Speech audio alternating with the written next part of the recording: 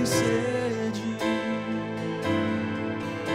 de ti, Senhor, com júbilo nos lábios, te louvo, ó meu Rei.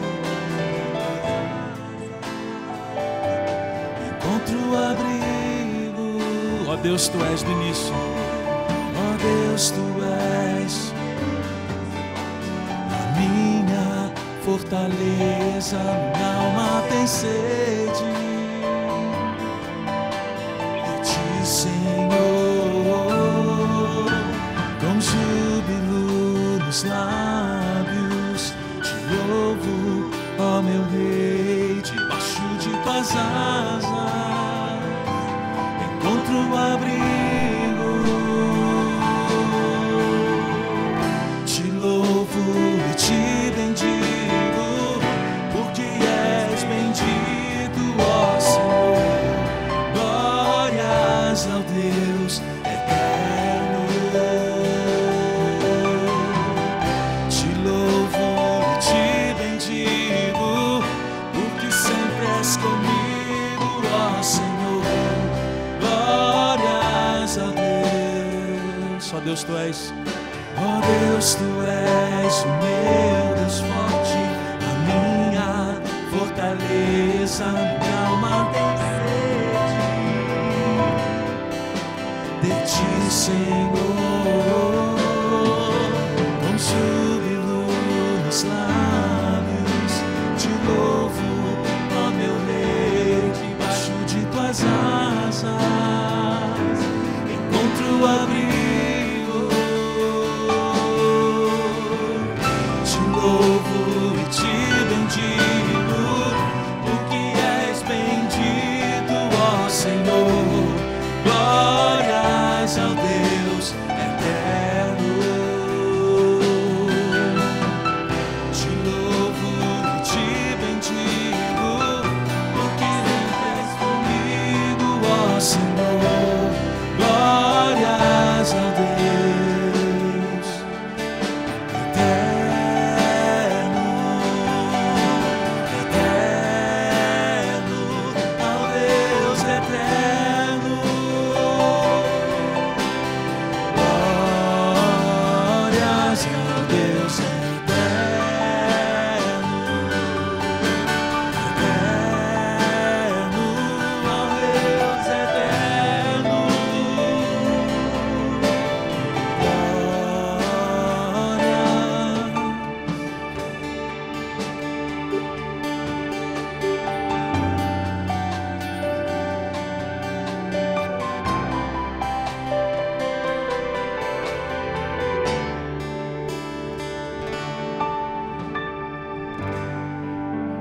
Boa noite, gente. Graça e paz. Bem, eu estou voltando da minha viagem aos Estados Unidos.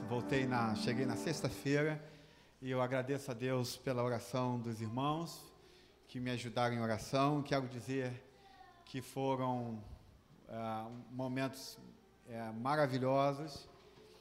Pessoas que eu leio comumente aqui eu pude ouvir pessoalmente, como Timothy Keller, John Piper, Ligon Duncan, e tantos outros, a Dea Carson, e fomos a uma igreja nos Estados Unidos conhecer também a Grace Church, que também foi algo muito importante para a nossa experiência com a igreja local. E eu falei hoje de manhã que tudo que eu aprendi lá ainda está em fogo brando, como a gente diz. Os antigos falavam assim, meus pais falavam, olha, bota em banho Maria, fogo brando. E esse negócio vai fervendo o nosso coração. Então, às vezes a gente está na expectativa que quando a gente volta de alguma viagem, o pastor vai despejar tudo. Não é verdade isso, eu não sou assim, as coisas ficam em fogo brando no meu coração, até que ela pegue a sua fervura que precisa pegar. Então, eu estou muito feliz de poder ter ido, só detesto a viagem de avião, não gosto de ficar 12 horas em um avião, mas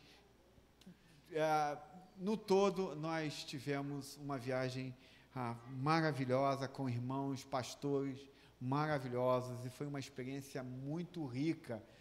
Nós tivemos pastores da Igreja Batista em Brasília, pastor da Igreja Presbiteriana em São Paulo, várias denominações, vários pastores reunidos, baseado numa única coisa, que é o Evangelho de Jesus Cristo. Então, eu agradeço a Deus, aos irmãos, pelas orações que os irmãos fizeram por mim.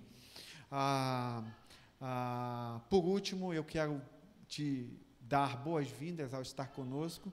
Eu peço que Deus possa estar falando ao teu coração. Hoje nós vamos adorar, o pastor Juan vai pregar, e nós vamos estar em adoração ao Senhor.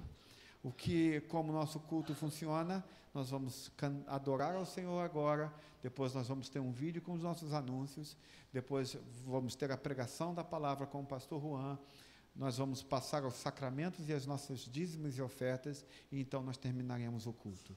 A minha oração é que Deus possa falar com você. Mas para mim o mais importante é que você entenda o que é o Evangelho, o que é a graça. Você não está aqui por seus méritos. Eu e você estamos aqui não porque merecemos alguma coisa. Não porque nós merecemos um pouquinho de alguma coisa. Nós não merecemos nada. Estamos aqui diante da graça de Cristo. Por isso nós estamos aqui completamente dependentes dele, da graça de Jesus Cristo. E a minha oração é que você entenda essa graça e você se lance aos pés de Jesus Cristo, porque Ele é o único que pode transformar e mudar o seu coração. Vamos orar ao Senhor, vamos ficar de pé, vamos nos pôr de pé e vamos orar ao Senhor. E aí nós vamos adorar o Senhor. Pai bendito, nós queremos entregar tudo que nós vamos fazer aqui em Tuas mãos. Queremos consagrar a nossa vida, o nosso coração.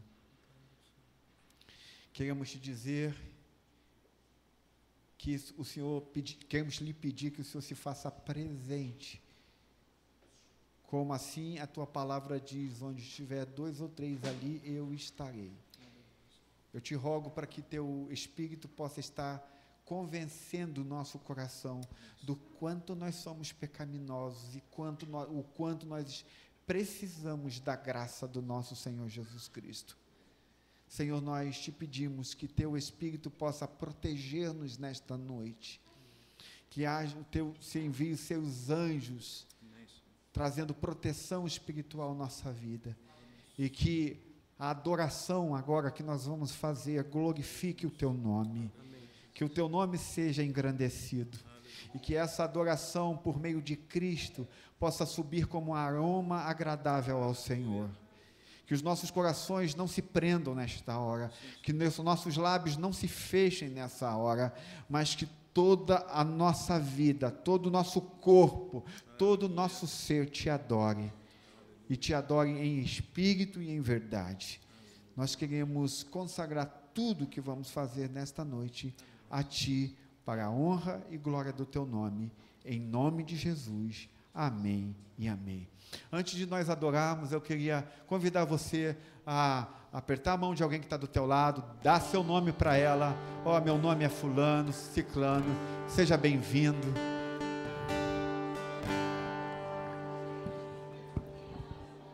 Colossenses 1, versos 12 e 13. Está escrito assim: dando graças ao Pai que nos tornou dignos de participar da herança dos santos no reino da luz, pois Ele nos resgatou do domínio das trevas e nos transportou para o reino do Seu Filho amado, em quem temos a redenção, a saber, o perdão dos pecados. Amém? Fomos pela graça transportados ao reino do Seu Filho amado, ao reino de Jesus. E podemos adorar a Ele então.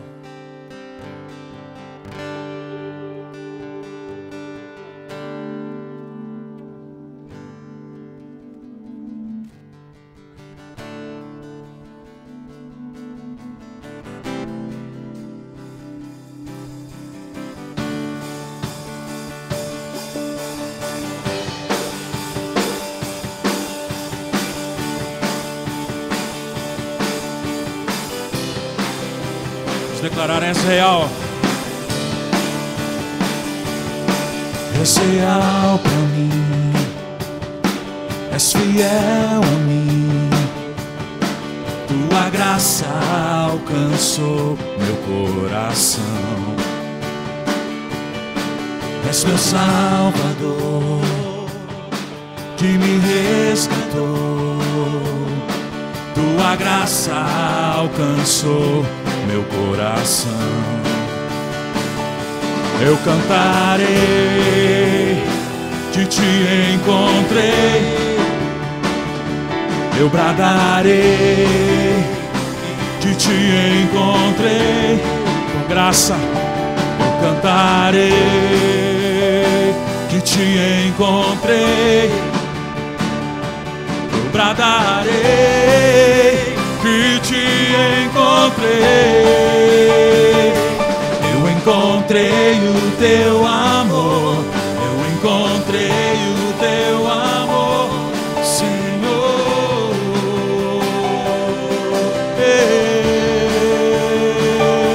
Eu encontrei o teu amor. Eu encontrei o teu amor, Senhor. Jesus, és real. És real pra mim, és fiel a mim. Tua graça alcançou meu coração. Declare: és meu Salvador, és meu Salvador, que me resgatou. Tua graça alcançou. Vamos cantar, eu cantarei. Eu cantarei que te encontrei. Eu bradarei que te encontrei. Eu cantarei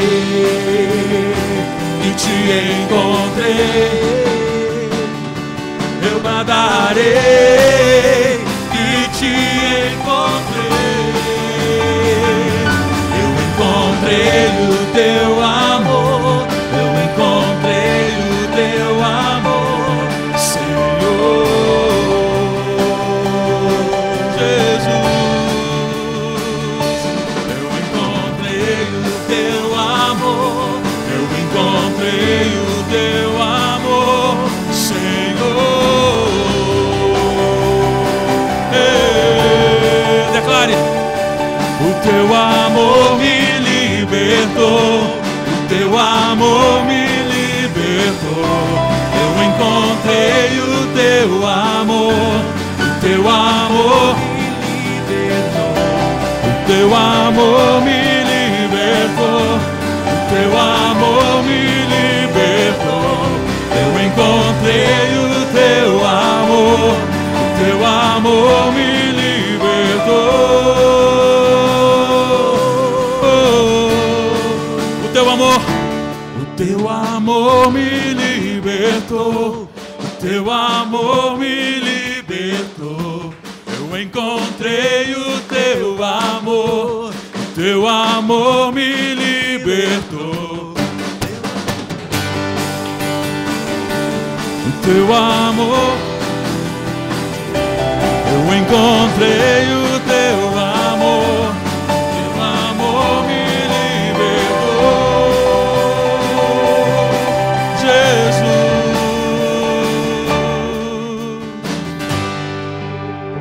a Ele toda a honra e toda a glória, amém?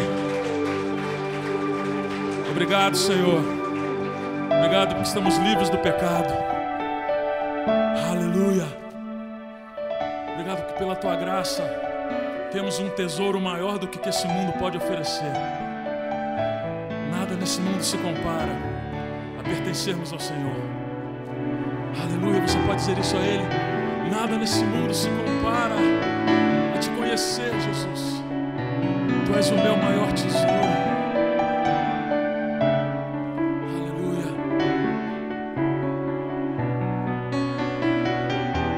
Sim, Senhor.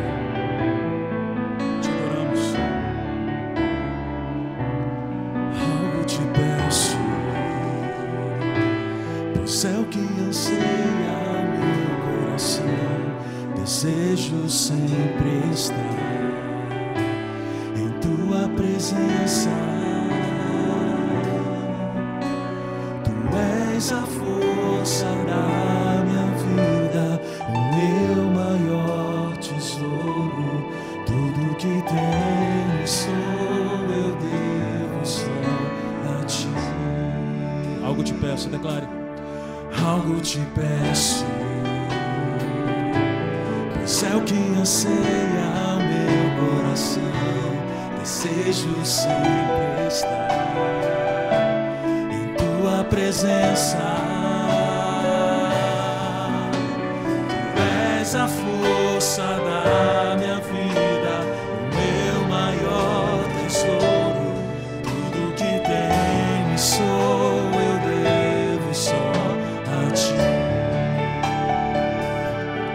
Me atraíste com tuas cordas de amor, me envolveste com os teus braços. E agora que estou seguro, eu quero lhe dizer que tudo que tenho e sou, eu devo só a ti. Sem teu amor não sei viver, sem ti, Senhor, não sei o que fazer. Todos os dias buscarei a tua face, amado meu, pois eu não posso me esquecer de tudo que tenho e sou, eu devo só a ti. Algo te peço, pois é o que anseia o meu coração. Desejo sempre estar em tua presença. Tu és a força da minha vida, o meu maior tesouro. Tudo que tenho sou, eu devo só. Cante a ele, me atraíste, me atraíste com tuas cordas de amor, me envolveste com os teus braços.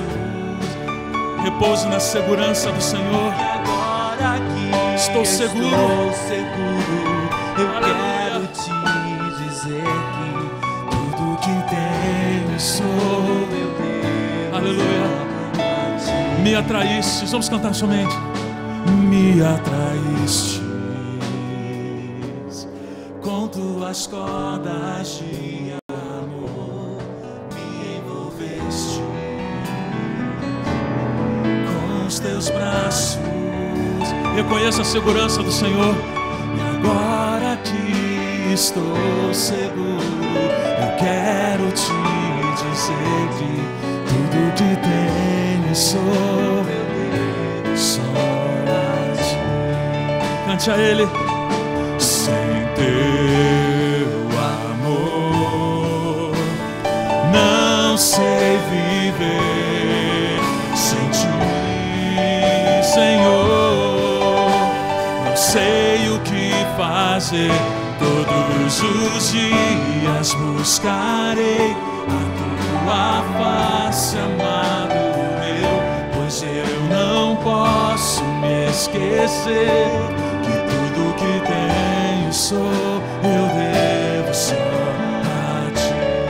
Sem teu amor, sem teu amor, não sei viver, sem ti, Senhor, não sei o que fazer. Todos os dias a tua face, amado meu, pois eu não posso esquecer que tudo que tenho sou, eu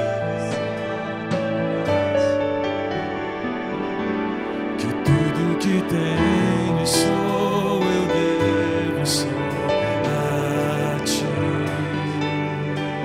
E tudo que tenho e sou, eu devo só a ti.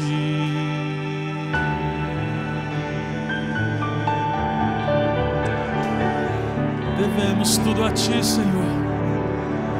Tu és a fonte de vida. E nós te bendizemos, nós te adoramos, nós te exaltamos. Não por uma condição humana do nosso coração. Nós não te exaltamos por causa de sentimentos. Não te exaltamos por causa de percepção humana. Nós te exaltamos por aquilo que a tua palavra diz, e pela fé nós cremos. Sim, nós cremos que tu és a fonte de vida. Nós cremos que fomos transportados das trevas para a sua luz. E por isso nessa noite nós te adoramos. Não cantamos por causa dos sentimentos. Eles, ao contrário, são impactados pela verdade que cantamos. Os nossos sentimentos são alcançados pela tua graça, Senhor. E as nossas lágrimas são então redimidas, porque nós entregamos ela para o Senhor. E diante do Senhor derramamos o nosso coração. Estamos seguros em Ti. Que essa verdade possa ser aplicada poderosamente no coração de cada um nessa noite, Senhor. A segurança que o cristão tem em Jesus Cristo. Pertencemos ao Senhor. Somos propriedade do Senhor, nação santa, sacerdócio real, povo eleito. Não há nada nem ninguém que possa nos separar do Senhor. Aleluia. Aleluia, e nós te exaltamos por essas verdades. Pedimos que o Senhor aplique a tua palavra ao nosso coração nessa noite. Sim, Senhor, queremos nos submeter à tua palavra e pedimos ao Senhor que fale e ministre aos nossos corações. Que cada coração se renda e se curva ao Senhor, em nome de Jesus. Amém. Amém. Você pode sentar.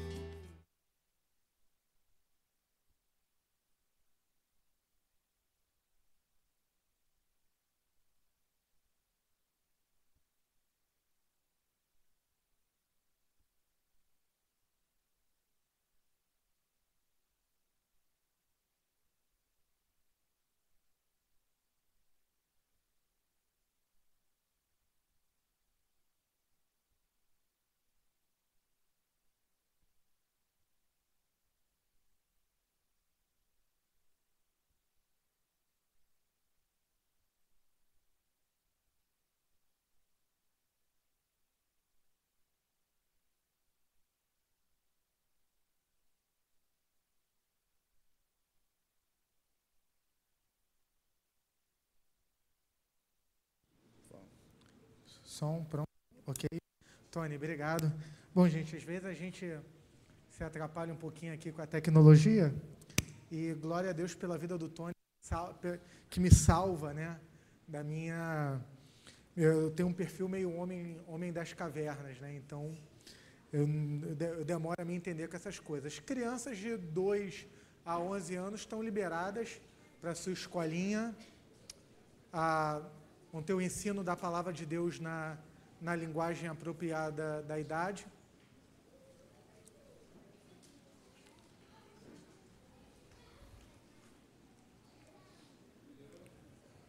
Ok.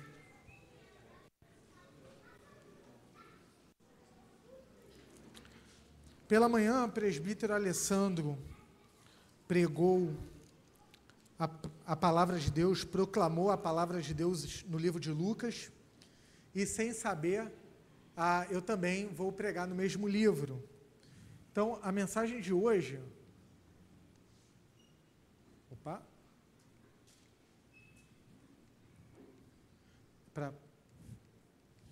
É para ir? E, gente, hoje eu não estou bem, não. Ok, foi. Tema que o Senhor colocou em meu coração é o discipulado cristão, seguindo Jesus até o fim. Se você não é um cristão, eu gostaria que você considerasse muito o convite que eu vou lhe fazer essa noite.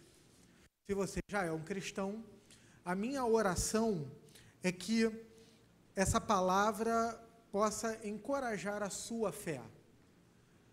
Se você é um cristão, assim como eu, em algum momento da sua vida, pode ser na vida adulta, pode ser na infância, você foi alcançado pela graça de Deus. Deus salvou você. Deus resgatou você. Você respondeu à graça de Deus, você se arrependeu dos seus pecados, você confiou, você depositou a fé, você confiou que Jesus é o seu único Salvador, que Ele morreu na cruz para perdoar os seus pecados e que, por essa fé, você herdou a vida eterna. E que aspectos dessa vida eterna você já desfruta nessa vida. Você, mesmo num período de intenso sofrimento, provações, você consegue desfrutar de alguma paz. Mesmo você tendo uma perda irreparável, você consegue ter um nível de gozo, de alegria, de regozijo. Como diz Paulo em Filipenses, você tem uma paz que excede todo entendimento. Mas o discipulado, ou seja, Deus ele te chama pela graça e você caminha nessa jornada, ele tem algumas constituições que vão de encontro, por exemplo, ao que é normalmente pregado, até no nosso próprio contexto evangélico.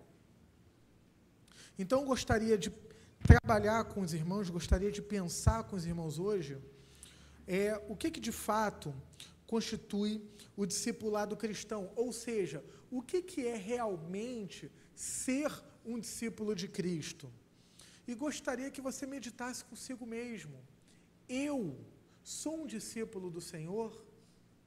E, independente da sua resposta, eu quero lhe convidar, eu quero lhe encorajar através desse texto da palavra de Deus em Lucas capítulo 9, do verso 23 ao verso 26. Vou pedir que todos fiquem em pé. Você pode acompanhar pela escritura, você pode, se não trouxe sua Bíblia, nós pensamos também em você, ok? Você pode acompanhar pela projeção, como normalmente nós fazemos, para que haja uma participação mútua, minha e dos irmãos, eu peço que você leia os versos pares, enquanto eu inicio a leitura do verso ímpar. Eu leio 23, os irmãos 24, eu leio 25 e os irmãos o verso 26. Diz assim a palavra do Senhor. Jesus dizia a todos: se alguém quiser acompanhar-me, negue-se a si mesmo, tome diariamente a sua cruz e siga-me.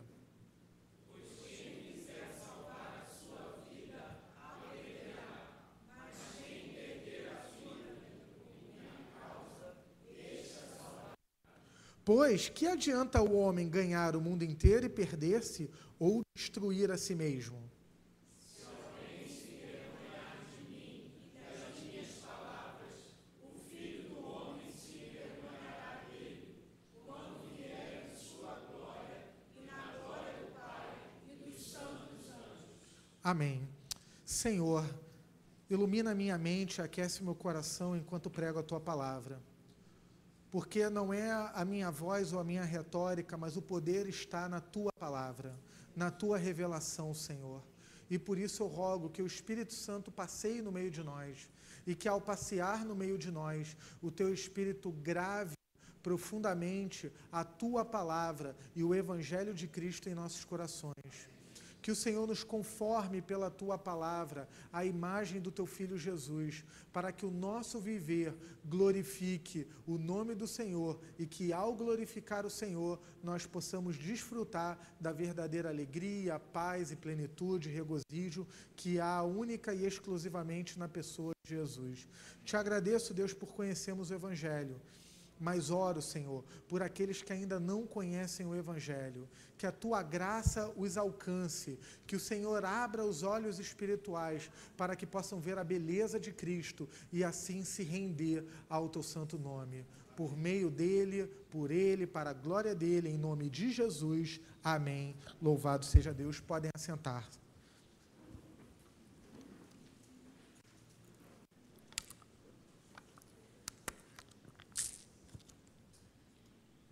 Meu tema, as perguntas em que se constitui o discipulado cristão, né? O que é o discipulado cristão e o que é ser um discípulo de Cristo.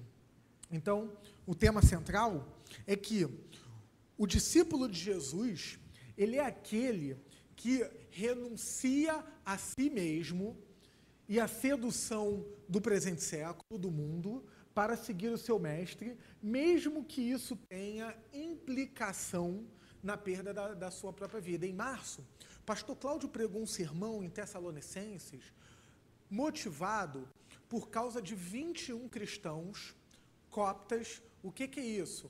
São cristãos que congregam na igreja do Egito. Eles têm esse nome, é uma denominação, uma tradição antiga mesmo, lá quase dos tempos de Jesus, dos apóstolos, de 2000 anos atrás. Então, o ISIS, o Estado Islâmico, prendeu e sequestrou aqueles 21 crentes, eles foram aprisionados, e lhes foi dada a oportunidade de negar a sua fé.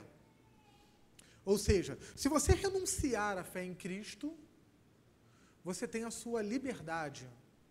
E aqueles 21 cristãos, sua maioria parece que eram moços bem jovens, eles não negaram e eles foram decapitados. Então, o segmento, seguir a Jesus, tem implicações em alguns momentos que possivelmente a gente pode até perder a própria vida. Talvez isso não seja uma realidade tão concreta a nível de Brasil. O fato de alguém nos sequestrar e nos matar simplesmente pelo fato de professarmos a fé em Cristo. As perseguições aqui se dão num outro nível, de uma outra forma, uma outra esfera. Aqui a gente lida com as consequências da liberdade ocidental e tal. Não que isso seja ruim, isso até é uma bênção, mas nós lidamos com... aqui, por exemplo, qualquer um pode emergir numa igreja e dizer que é cristão. E há muitos que fazem isso até com uma motivação completamente escura. Só que, por exemplo, nesse contexto dos coptas, de fato, a igreja ela se torna mais pura, porque ela é mais perseguida, né? E não estou dizendo que aqui tem que ser assim, mas se de fato o Brasil fosse assim, ou se tornar assim um dia, Deus nos livre e nos guarde, realmente nós vamos ter um esvaziamento. porque só vão ficar aqueles que realmente são discípulos, aqueles que realmente eu não vou negar a minha fé, mesmo que isso tenha implicações em perder a própria vida. Então, o discípulo de Jesus, respondendo às perguntas com base no texto, é aquele que renuncia a si mesmo, que renuncia à sedução do mundo para seguir o seu mestre, mesmo que ele perca a própria vida. O verso 23, que vai ser o verso base da nossa exposição, ele começa com Jesus colocando uma condição: se alguém quiser vir após mim. Discursa para os discípulos e ele coloca condições para que alguém o siga. E ele coloca quais são essas condições. Se alguém quiser vir após mim, uma condição. Vamos ver quais são essas condições.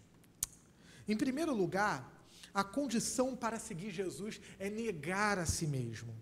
Ele começa no verso 23, Jesus dizia a todos: se alguém quiser acompanhar-me, ou se alguém quiser vir após mim, dependendo da sua tradução, negue-se a si mesmo. Por que uma pessoa, para ela seguir Jesus, ela precisa negar a si mesma? A grande questão é que, muitas vezes, nós temos uma compreensão da fé reducionista, reduzida, de que simplesmente, eu vou seguir Jesus porque ele me faz mais feliz. De fato, isso é uma verdade. Seguir Jesus nos torna pessoas mais felizes. Não 100%, porque isso é impossível desse lado da eternidade. Mas seguir Jesus nos dá um nível de contentamento maior. Muitas vezes nós não desfrutamos disso. Eu preguei aqui na carta aos Filipenses a questão do contentamento cristão. É uma luta, o nosso coração fabricando ídolos, ele procura o tempo todo se apegar a coisas criadas, a coisas do presente século, não ao Criador. Então, o nosso coração procura pequenos salvadores, pequenos redentores, e por causa disso, a gente tem uma dificuldade de ter paz e de ter felicidade em Cristo, e nós não desfrutamos. Lutero dizia, nesse sentido, o reformador do século XVI, Martim Lutero, que muitas vezes nós vivemos até uma mendigância espiritual. Quer dizer, nós ouvimos, cantamos o Evangelho, temos o Evangelho claro diante de nós, mas esse Evangelho está, às vezes, totalmente até desconectado das nossas vidas. Nós cremos mentalmente, mas é como se aquilo não tomasse corpo, não tomasse forma, não entrasse de fato na nossa alma e no nosso coração. Nós precisamos negar a nós mesmos, porque a natureza humana, ela é, por constituição, por composição, egoísta e orgulhosa. Então, tudo que a Bíblia, em qualquer parte dela, mas tudo aquilo que ela revela, nós temos duas linhas que caminham lado a lado e que perpassam por toda a Bíblia Sagrada, que é a linha da queda e a linha da graça. De Gênesis 3, a queda de Adão, até a volta de Cristo, nós vamos ter a linha da queda, que só teve ausente na criação e estará ausente no retorno de Cristo. O que é a queda? Adão desobedece, Eva desobedeceu antes de Adão, Eva ofereceu a Adão, o casal caiu, esse casal, eles eram os nossos representantes diante de Deus. Eles eram nossos representantes pactuais, ou seja, Deus estabeleceu um pacto com a humanidade através de Adão e Eva, através dele, do próprio Deus, mas com Adão e Eva representando a humanidade. E quando Adão e Eva desobedecem a Deus, a tragédia cósmica, todos nós nascemos pecadores, todos nós nascemos debaixo da queda. Romanos 3, verso 3, todos pecaram e carecem da glória de Deus. Salmo 51, verso 5, em pecado me concebeu minha mãe, diz Davi. Então, os nossos primeiros pais decidem voluntariamente transgredir e, como consequência, nós temos a corrupção, a miséria humana, a inclinação para o mal, como consequência da morte espiritual dos herdeiros de Adão.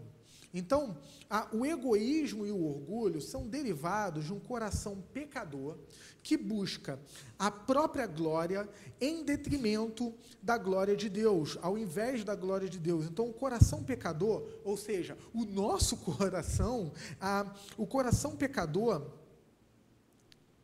ele ama a si próprio, e o coração pecador, ele é autocentrado.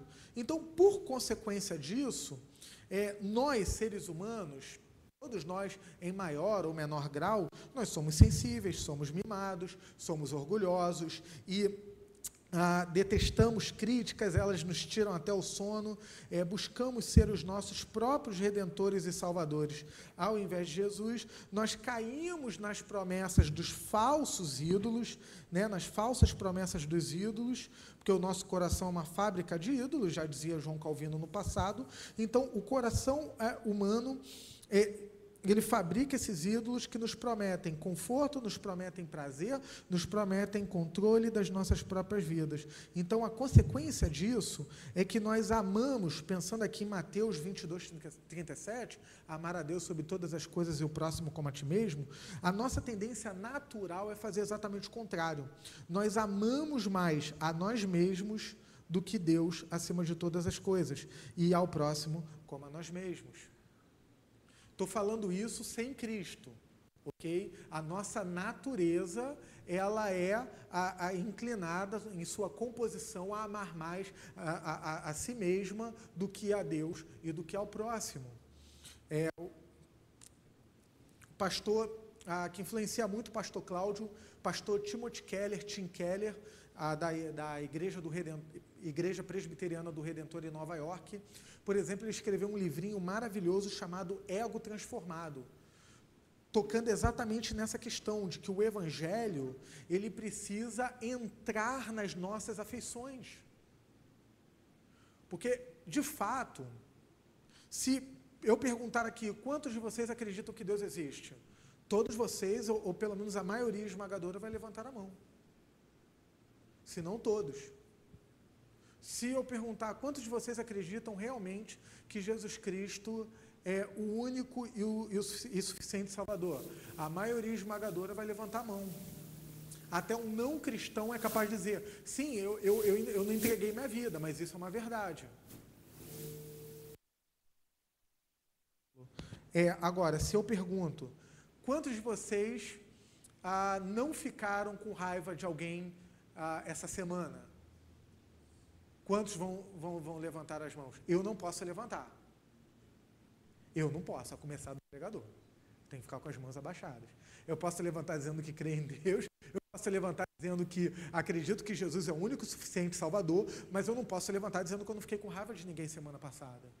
Então, é natural que muitas vezes as minhas afeições, as minhas emoções, elas caminham ao contrário do que caminha o meu credo.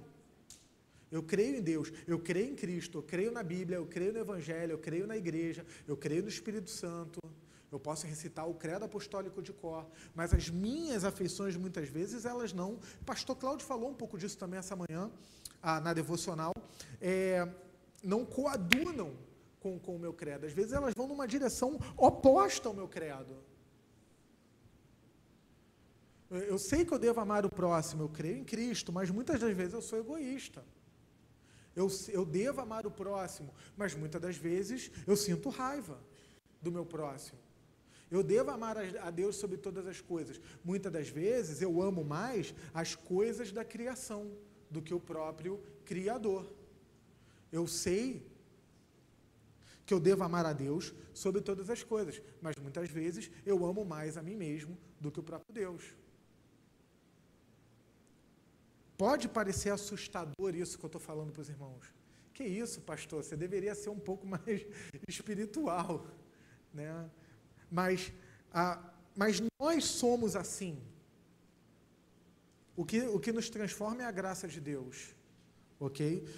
Nós, por natureza, somos assim. Então, a necessidade de renúncia é uma condição para que sejamos discípulos de Jesus. Ou seja, aquele o qual a graça de Deus alcança, renuncia a si próprio. Aquele o qual a graça de Deus alcança é capaz de amar a Deus sobre todas as coisas, de amar ao próximo como a ti próprio, e de amar menos a si mesmo, de amar menos as coisas criadas, amar mais o Senhor e amar mais o próximo. Porque aquele que foi alcançado pela graça de Deus, ele renuncia a si mesmo. Uma renúncia. O que é renúncia? Você abre mão daquilo que você tem algum direito. Pensando nisso à luz do Evangelho, Jesus, por ele mesmo, por necessidade própria, ele tinha que morrer na cruz? Por ele mesmo não. Por nós, sim. Por ele, não. Se Jesus não tivesse morrido na cruz, continuaria tudo na mesma para ele. Para nós, não. Né? A gente estaria, me perdoem a palavra, lascados. Mas para ele, não. Por quê? Porque Jesus, ele viveu uma vida aos olhos perfeitos, de uma forma perfeita aos olhos do Pai.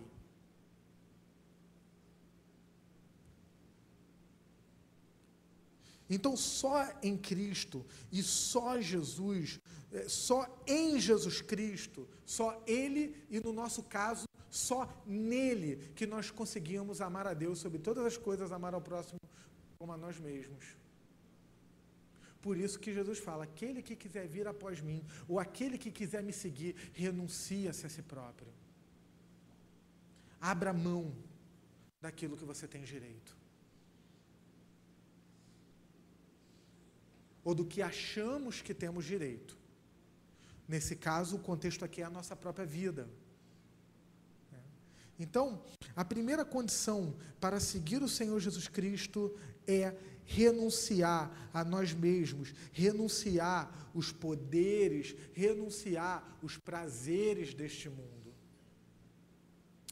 Teólogo muito conhecido do século IV, Agostinho, um dos mais importantes da história da igreja, quando ele começou a conhecer o Evangelho, ele tinha uma amante, ele tinha uma concubina, era o nome dado naquela época.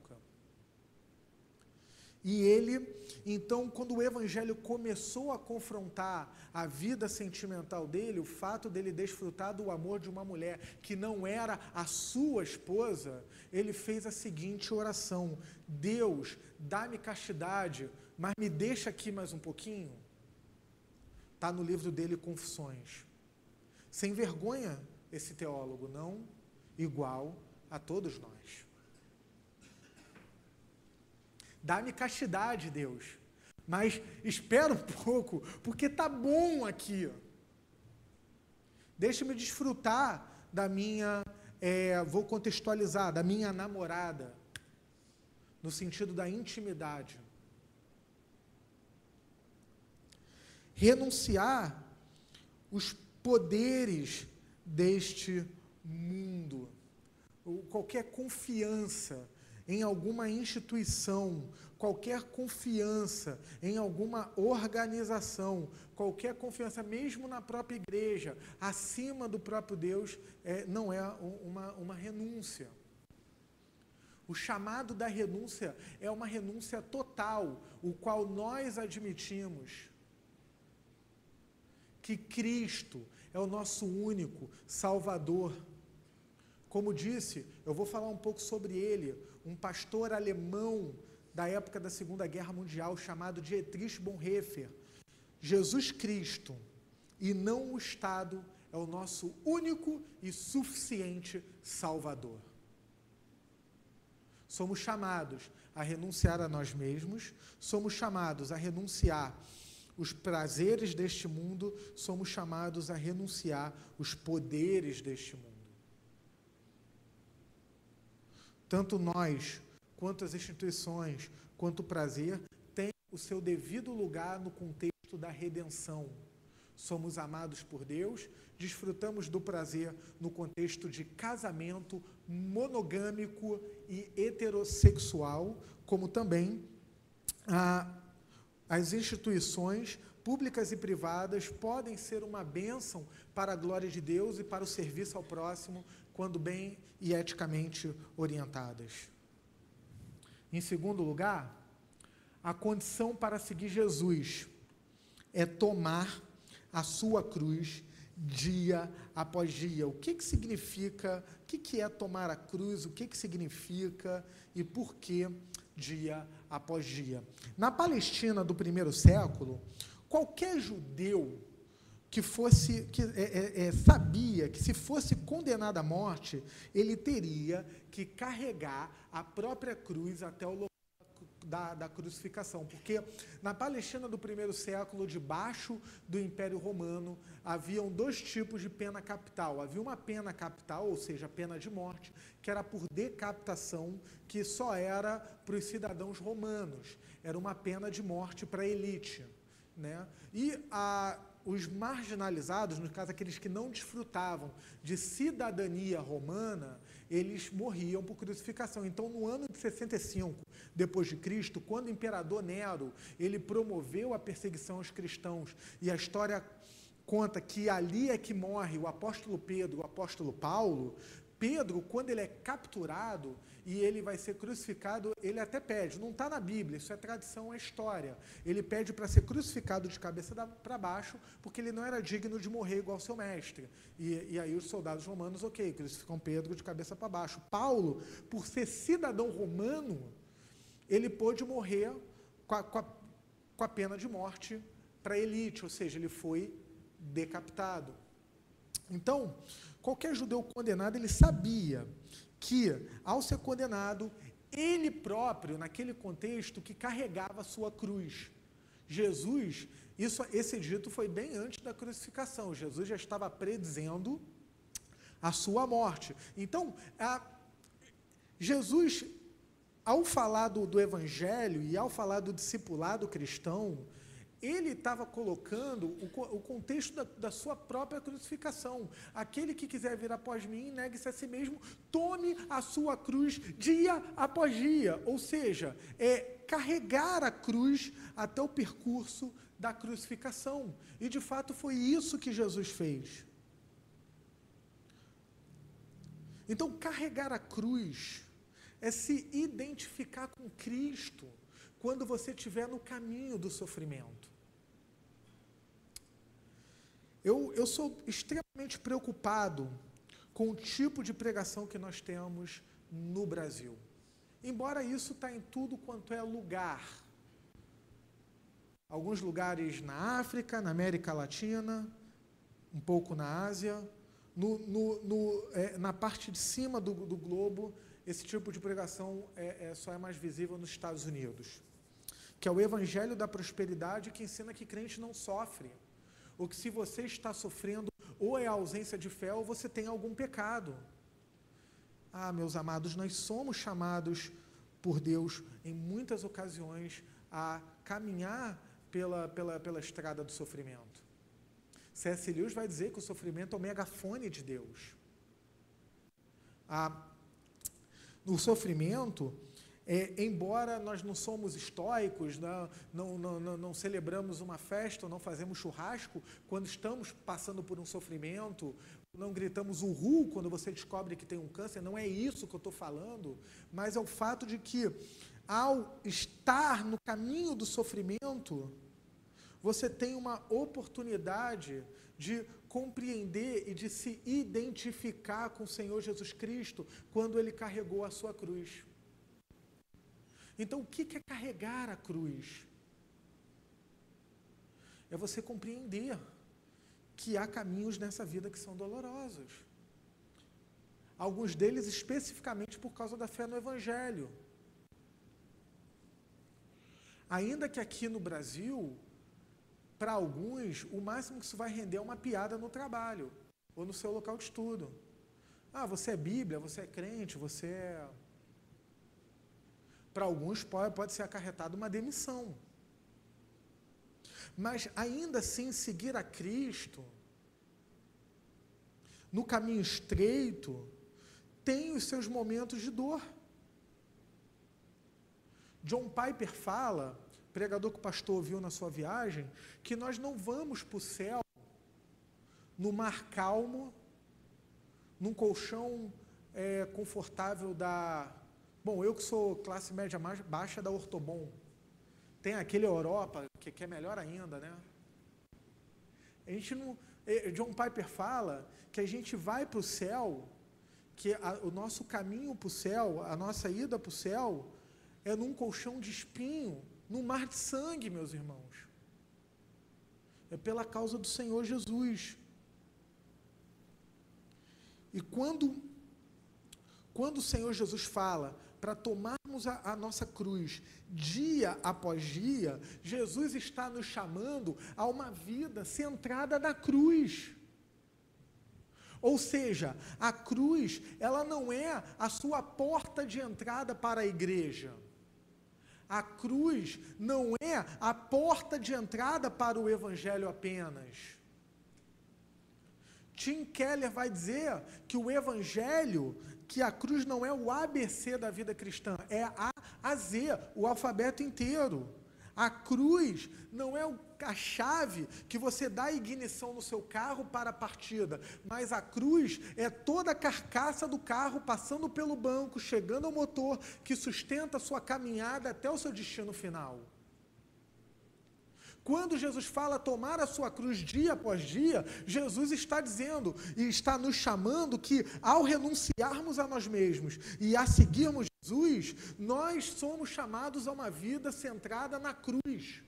A mesma cruz que te salva é a cruz que te santifica. A mesma cruz que te resgata é a cruz que te sustenta. A mesma cruz que te livra do pecado é a cruz para o qual você deve correr quando você transgride os mandamentos do Senhor.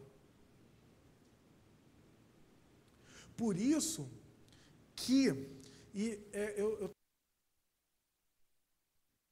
não impondo qualquer tipo de cristianismo a vocês, eu morro de medo disso,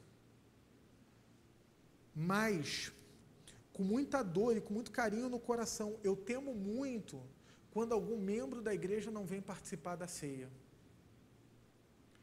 Quando sou eu ministrando a ceia e de repente fulano, e não é aquela malícia, você não veio, você está vacilando. Não é nada disso. Meu coração, com uma pessoa já aconteceu. Eu ia até ele e falar, você não tomou a ceia, o que está acontecendo com você? E eu não fiz isso no sentido de policiar, eu fiz isso para pastorear, para explicar como o evangelho se encaixa nesse contexto. Por que eu estou levantando essa questão? Porque quando você é membro da igreja, você não participa da ceia porque você transgrediu algum mandamento, eu não estou dizendo também que você deva participar levianamente, mas do tipo, você transgrediu um mandamento do Senhor, e você, eu vacilei e não vou participar da ceia hoje não. Sabe o que você está dizendo para Deus? Eu não quero o seu perdão. E isso é um problema. Por isso que eu não estou encorajando você a participar da ceia de forma leviana. Você deve se preparar. Mas ao participar do sacramento, que é o meio visível da graça invisível, você está sendo convidado a desfrutar da redenção, amor e perdão do nosso Deus. Salmo 32, verso 1, bem-aventurado aquele cuja transgressão é perdoada. E aqui é perigoso o que eu vou falar. E se você está pensando, eu vou ter uma vida relaxada por causa disso, eu vou questionar a sua conversão. Mas os nossos pecados, passados, presentes e futuros, estão perdoados e pendurados na cruz, lavados e remidos pelo sangue de Cristo.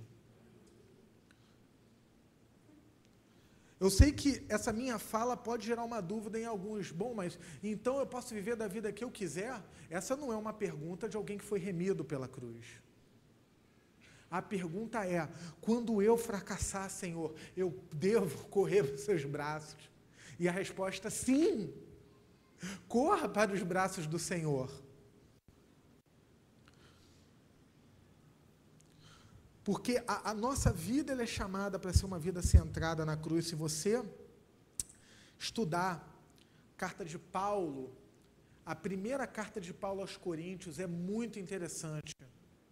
Paulo fala de diversos assuntos. É uma carta muito diferente, porque Paulo é um pensador organizado.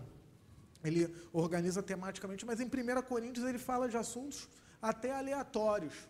Desde gente na igreja que duvidava da ressurreição de Cristo e que achava que a ressurreição final já tinha acontecido, até gente que comia o alimento da ceia como se fosse um churrasco, né? E de pessoas que viviam uma vida sexual totalmente desregrada, até do carinha que tinha relações íntimas com a madrasta.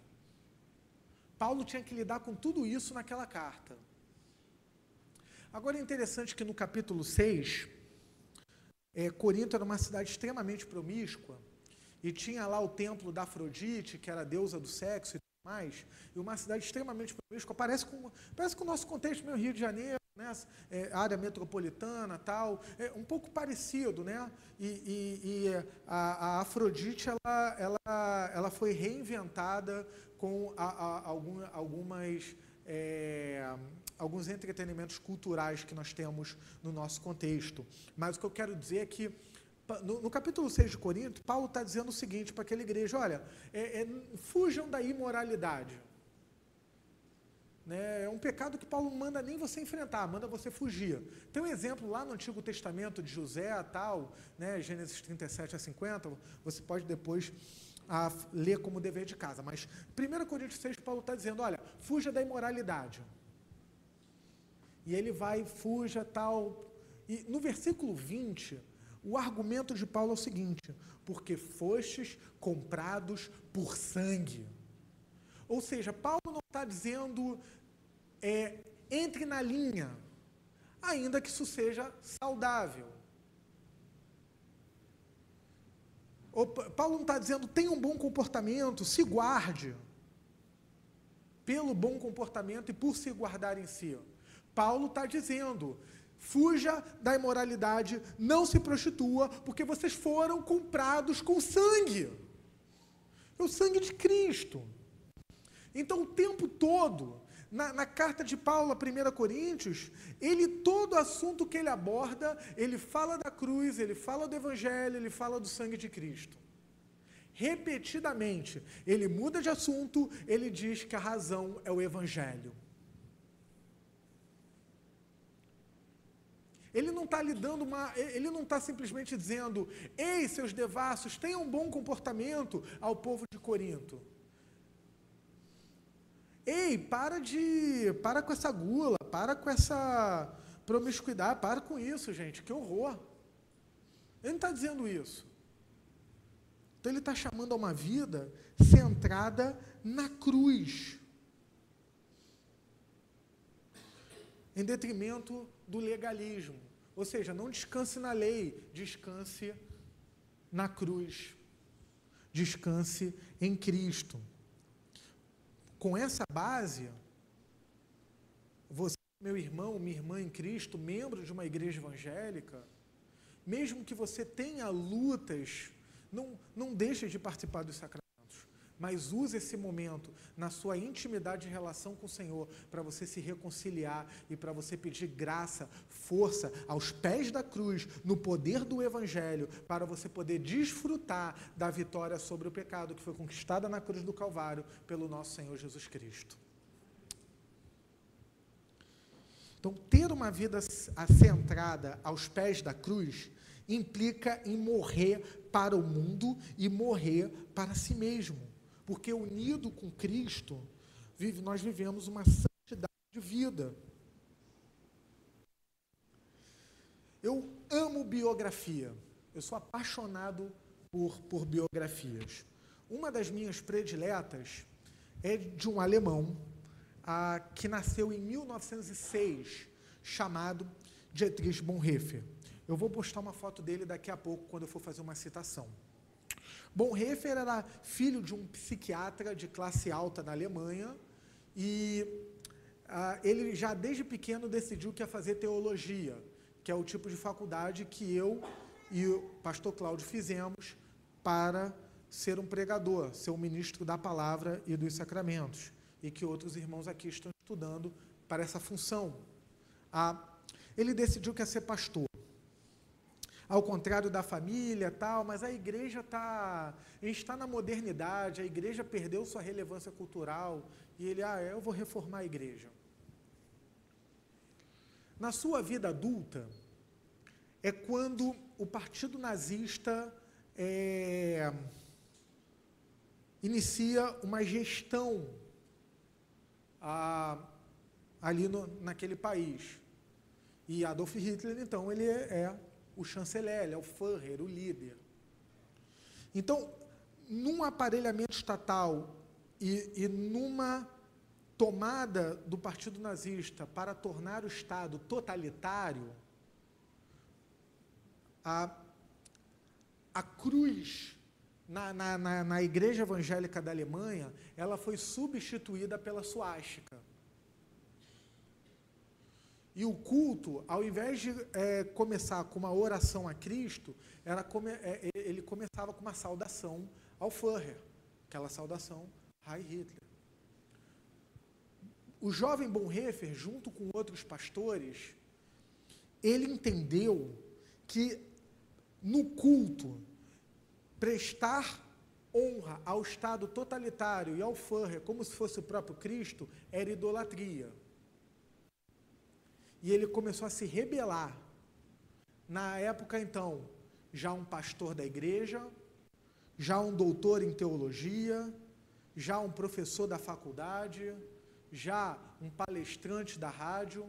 Ele teve a sua licença, porque na Alemanha o pastor a igreja estatal, então o pastor é uma espécie de funcionário público, tal, e o dízimo é descontado no imposto de renda, se você for, no seu contra-cheque, se você for da religião luterana, lá na Alemanha, ele então teve a sua licença como pastor cassada pelo Estado. Mesmo assim, ele plantou uma igreja alternativa, uma igreja alternativa mesmo, fora do controle totalitário do Estado, para que ele pudesse pregar o Evangelho com mais pureza. Vendo as atrocidades do partido e do Estado totalitário, ele próprio começou a ajudar judeus a se refugiarem na Suíça, através de um transporte clandestino. Ele foi diretor de um seminário clandestino. A estrutura daquele seminário é a mesma estrutura, em termos de estrutura pedagógica, que os meninos aqui estudam. Que lá também é um seminário alemão, engraçado. Enfim, ele ficou noivo de uma bela jovem, enfermeira, e em 1943 ele é preso pela Gestapo, que é a polícia nazista. Ele foi levado para a prisão, foi-lhe dada a chance, porque ele começou a usar sua licença de pastor para poder viajar, no contexto da Segunda Guerra Mundial, aos países aliados, para poder, tem um complô contra Hitler, tal, várias pessoas da própria Alemanha tentaram matar Hitler, né? Bonhoeffer se envolveu numa conspiração, ele não aguentou mais, assim como também tem um filme do Tom Cruise, né? Operação Valkyria, tal, que também retrata essa fase, né? Foi uma operação paralela a uma outra que Bonhoeffer participou, e no final das contas ele é chamado para servir o nazismo viajando, ele nega, e 2 anos em sua prisão, ele é condenado à morte a mando do próprio Adolf Hitler. Então ele vai para um campo de concentração e ele vai ser enforcado. Quando o carrasco pergunta, Bonhoeffer, é o fim? Ele diz, não, é apenas o começo. E como sinal de coragem, ele tira o óculos, encara a forca, encara a morte, né, como compreensão do seu chamado para servir o Evangelho no contexto da Segunda Guerra Mundial. Posso dizer literalmente que aquele homem viveu aos pés da cruz. O ser humano carente da graça de Deus, como eu e como vocês, mas que a sua biografia inspira crentes e pastores até os dias de hoje, por causa da sua fidelidade. Então, a expressão dia após dia é uma chamada à perseverança. Aquele que foi eleito, atraído irresistivelmente pela graça, será preservado, será sustentado pelo Evangelho até o dia final. A graça e a perseverança, elas não eliminam o esforço humano na caminhada, elimina, como o pastor Cláudio falou no começo, o mérito. Então, a santificação, a vida aos pés da cruz, é uma obra da graça de Deus, através do Espírito Santo, aplicando a obra da redenção em nossas vidas, à medida em que buscamos os meios da graça na oração, na leitura da palavra de Deus e na comunhão dos santos na igreja. Ok? E por último, seguir a Jesus é obedecer o seu chamado. Então, após as duas condições, negar a si mesmo e tomar a sua cruz diariamente para segui-lo, o Senhor Jesus, ele chama pela graça aqueles que irão segui-lo. Aquele que é chamado por Jesus, nega a si mesmo, toma a sua cruz para segui-lo em perseverança. Então, o chamado de Jesus, ele toca na vontade humana. Algo que muitas das vezes não é bem resolvido quando proclamamos o Evangelho é o papel da soberania de Deus e da responsabilidade humana na nossa salvação. Por exemplo, a conversão é uma obra soberana do Espírito Santo, mas o arrependimento e a fé constituem na sua e na nossa resposta. O Marcos 1, verso 15, o reino de Deus vos é chegado, arrependei-vos e credes no Evangelho. Jesus está dizendo, se arrependa e tenha fé. Crer é fé.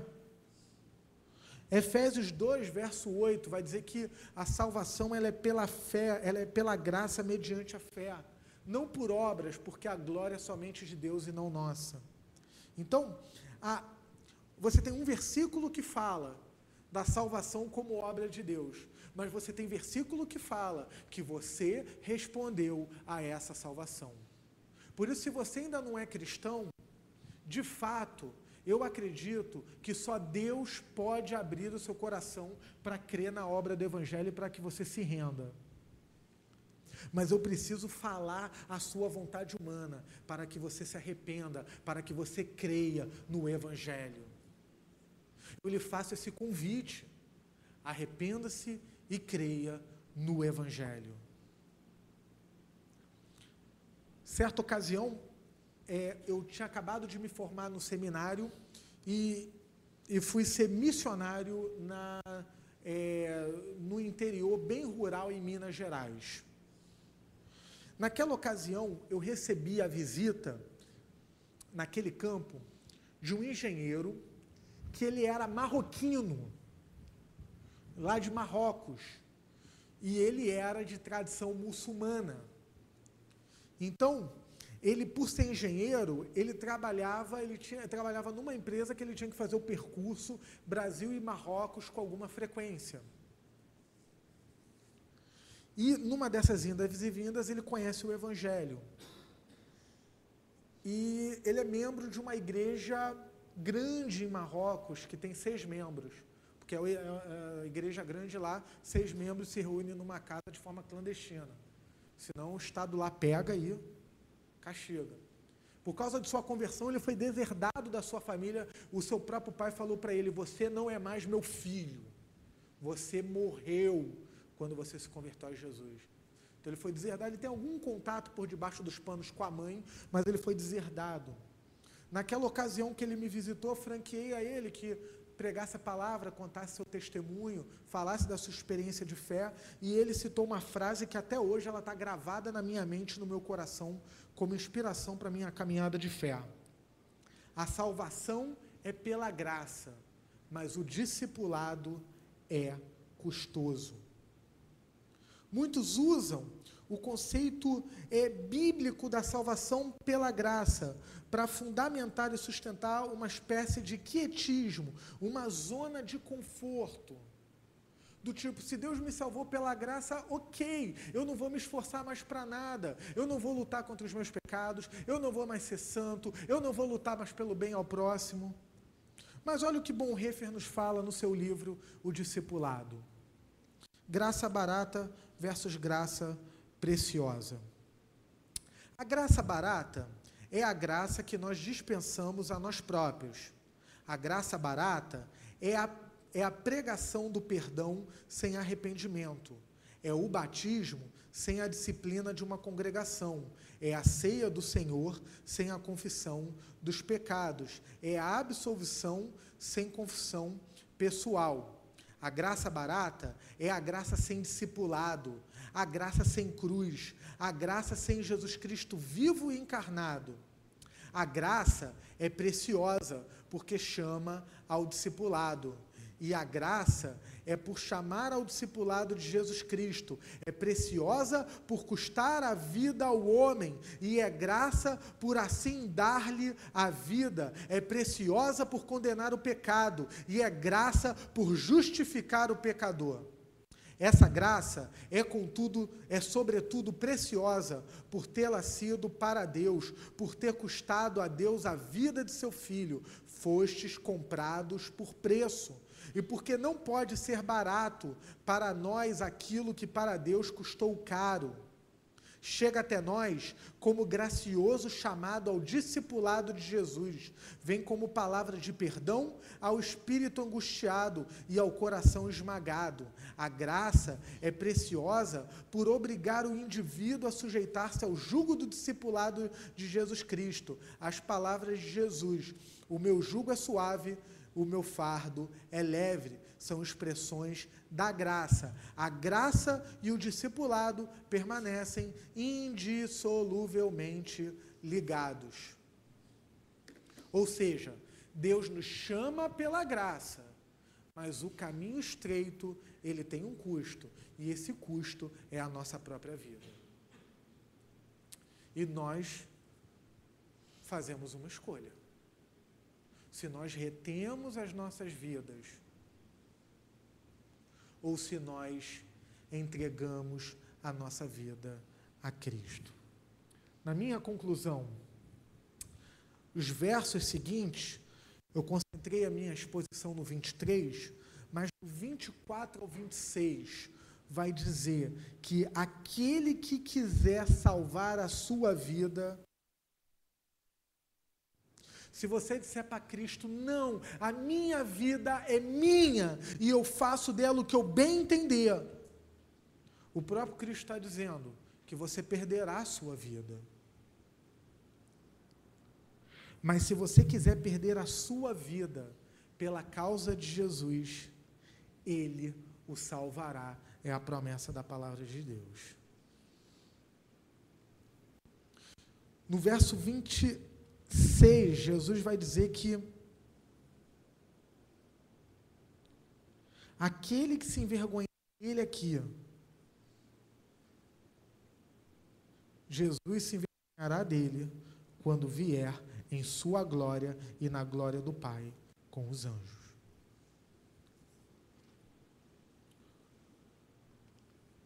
O 25 vai dizer: o que adianta o homem conquistar o mundo inteiro se ele perder a sua própria alma? Então, há uma dinâmica temática na pregação de hoje que é renúncia e recompensa. Você renuncia, você ganha. Você não renuncia, você perde. Esse é o caminho estreito. A graça te chama e você responde. Você renuncia e você ganha, porque essa é a promessa da palavra de Deus. Você abre mão de dirigir a sua própria vida e você diz para Jesus: a minha vida agora é sua, eu entrego o volante da minha vida, o carro, a direção, tudo que tem aqui dentro, porque tudo agora é para a glória do Pai. Você renuncia a si mesmo, você ganha a vida. Vida em abundância, vida no sentido de conversão, de ter a verdadeira vida e vida eterna. Mas se você não renuncia, você vai perder a sua vida. Você vai perder a sua vida aqui, porque a morte é certa para todos nós. E você vai perder a sua vida eterna, porque você não viverá espiritualmente. A Bíblia fala que sem Jesus estamos espiritualmente mortos. Há um estudante de teologia que, quando se formou, decidiu ir para o campo missionário. Ele era um americano, ele foi pregar para uma tribo, a tribo Quechua, no Equador. Jim Elliot, com 29 anos, ele foi ministrar nessa tribo, pregar o evangelho, plantar igrejas.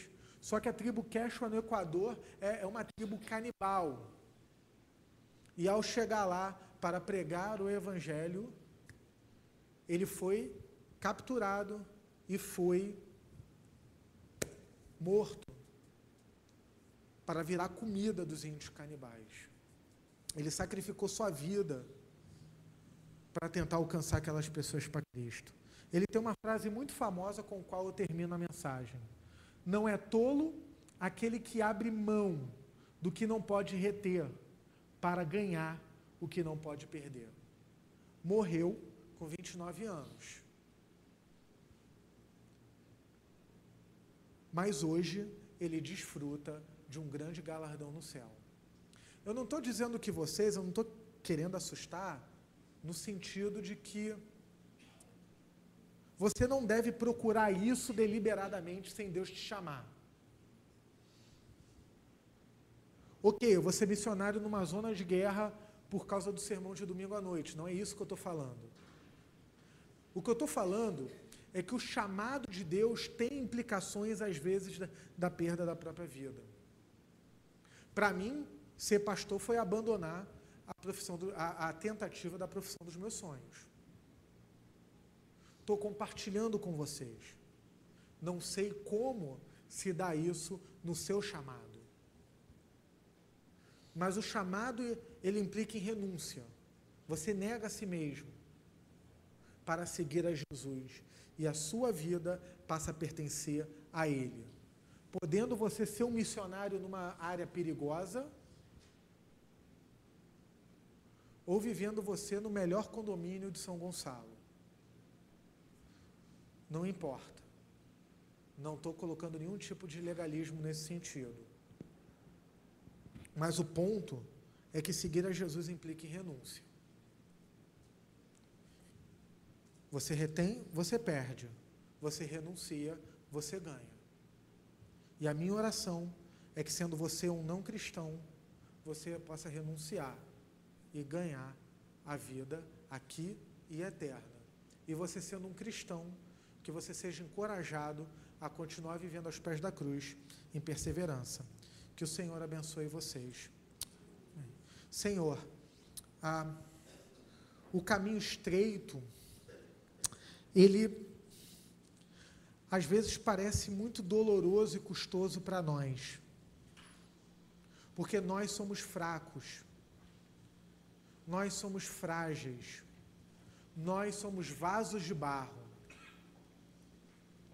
Mas a tua palavra fala que aquele que é alcançado pela graça é colocado numa posição de justificado e persevera. Porque o Senhor fala que aquele que começou a boa obra há de completá-la até o dia final. Por isso eu oro, Senhor, dai-nos graça no caminho do discipulado. Dai-nos graça para vivermos uma vida aos pés da cruz. Dai-nos graça para que o Evangelho não seja a porta de entrada, seja o ABC, mas seja todo o alfabeto. Que o Evangelho que um dia nos salvou e nos resgatou, seja o Evangelho que nos sustenta e que nos orienta no caminho do discipulado. Porque é só pela Tua graça que somos salvos. Mas a Tua graça, ela é preciosa, porque ela nos conduz a renunciar o bem mais valioso que temos, que é a nossa própria vida. E que prazer, Senhor, é renunciar para ganhar aquilo que nós não podemos reter. Em nome dEle. Amém. Que os irmãos possam vir pela lateral retornar ao meio, os sacramentos ao meio da graça do Senhor, simbolizando o corpo e o sangue de Cristo derramado em favor dos nossos pecados. Todo aquele que é membro de uma igreja do Evangelho é convidado a participar conosco, renovando sua aliança com Deus em arrependimento e em fé.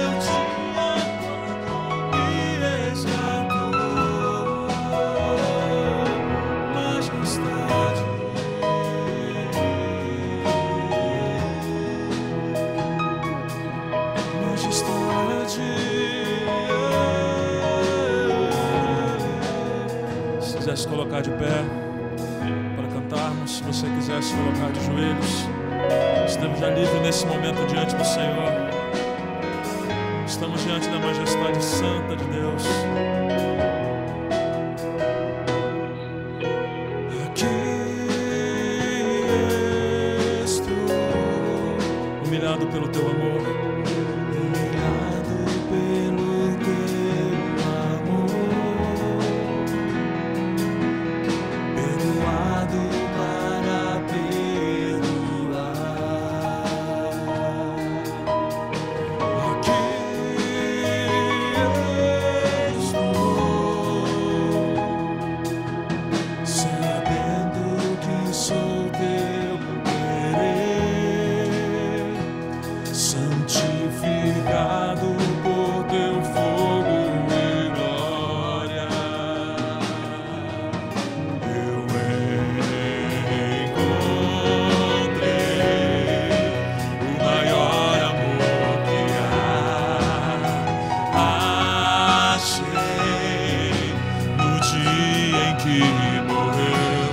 Sacrifício do meu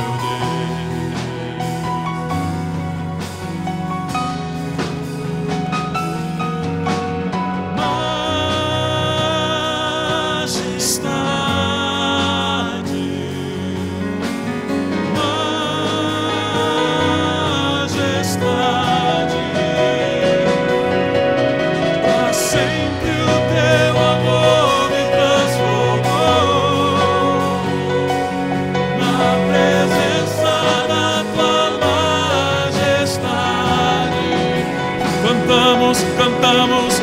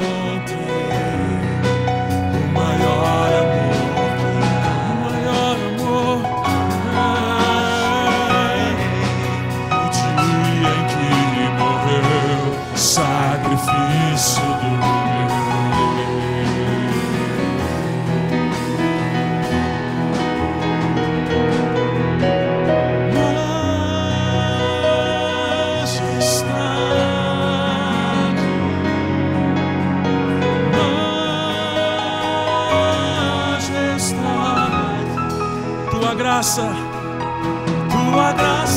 me aceitou como sou. Nada eu tinha quando me resgatou.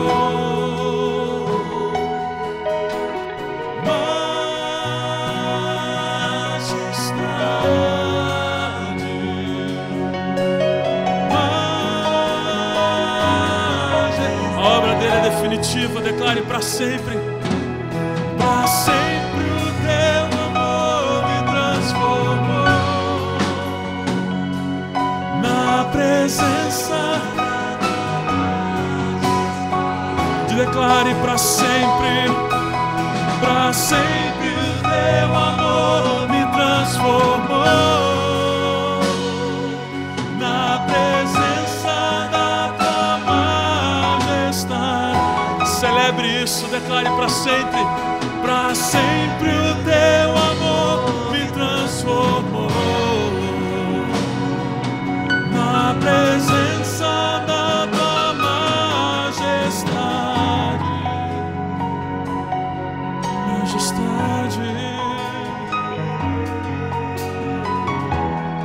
Te adoramos, majestade. Jesus, Jesus.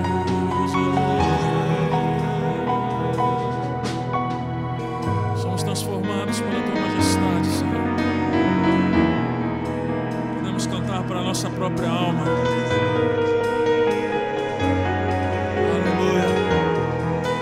O nosso castelo forte, Senhor. Nós te adoramos, te bendizemos por isso. Aleluia.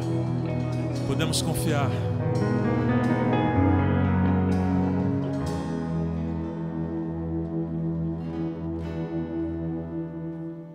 Castelo forte é o nosso Deus, escudo sempre fiel. Amém. Somos vitoriosos não por nossas próprias forças, mas porque aquele que nos pertence, aquele a quem pertencemos, na verdade, ele é o castelo forte da nossa alma. Amém?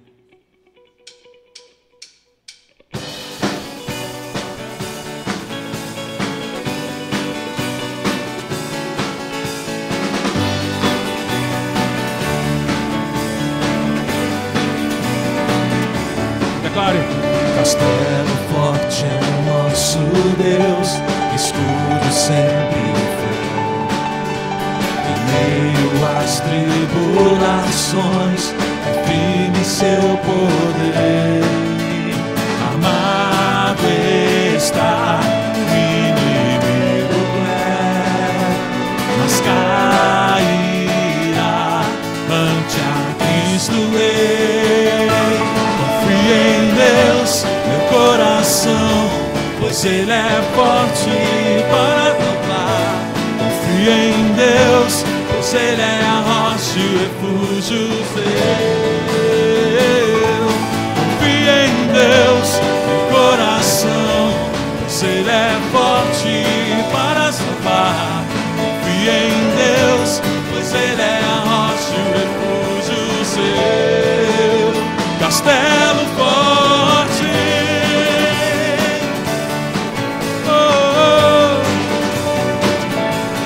Adoramos a Ele. Podemos dizer: em minhas forças não vou confiar, eu lutarei. Vamos cantar com palmas ao Senhor. Minha esperança está em Deus, em minhas forças, cante novamente. Em minhas forças não vou confiar, eu lutarei. Minha esperança está em Deus, que reina com poder. Por mim virá o soberano Pai. Para sempre a vitória sua é. Confie em Deus, meu coração, pois Ele é forte para salvar. Confie em Deus, pois Ele é a rocha e o refúgio seu. Confie em Deus, meu coração, pois Ele é forte para salvar. Confie em Deus, Deus, pois Ele é a rocha e o refúgio meu, castelo forte.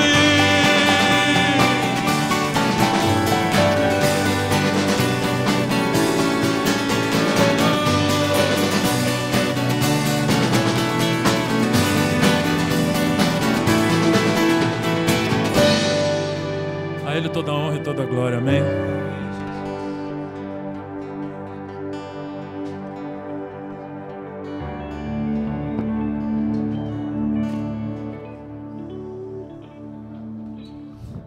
Irmãos, que Deus abençoe vocês.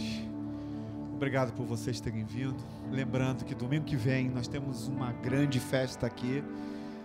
À noite nós vamos ter batismos. Nós vamos ter 7 pessoas se batizando.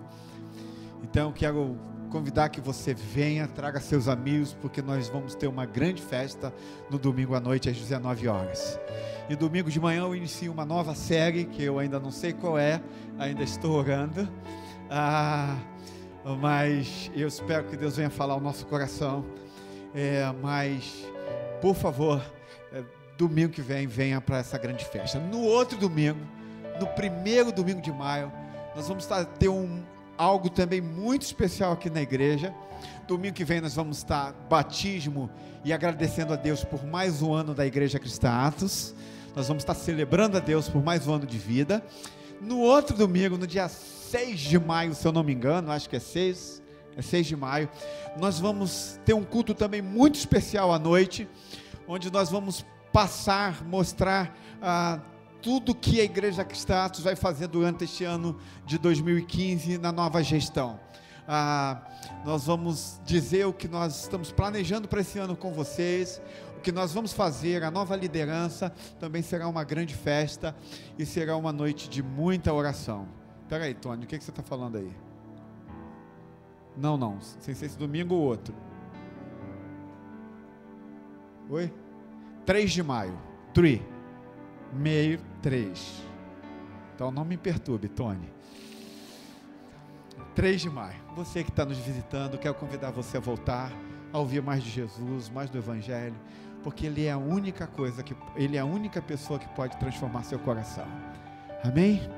Vamos orar então ao Senhor. Estenda a tua mão aqui para frente assim, para que você possa, lá nos Estados Unidos, assim que era feito, quando o pastor ia celebrar a bênção apostólica, os irmãos pastores estendiam suas mãos para que pudessem recebê-la. É um sinal de recebimento, de que você está recebendo a bênção de Deus para caminhar nessa semana, para serem fortalecidos, serem abençoados. E se 6.000 pastores fizeram isso, por que nós não vamos fazer isso também hoje aqui? Vamos fazer isso todos juntos? Então que a graça do nosso Senhor Jesus Cristo, o amor de Deus Pai e a comunhão do Espírito Santo seja com todos vocês, desde agora e para todo sempre. Amém e amém. Deus os abençoe, ok? Abrace alguém que está do teu lado. Boa semana.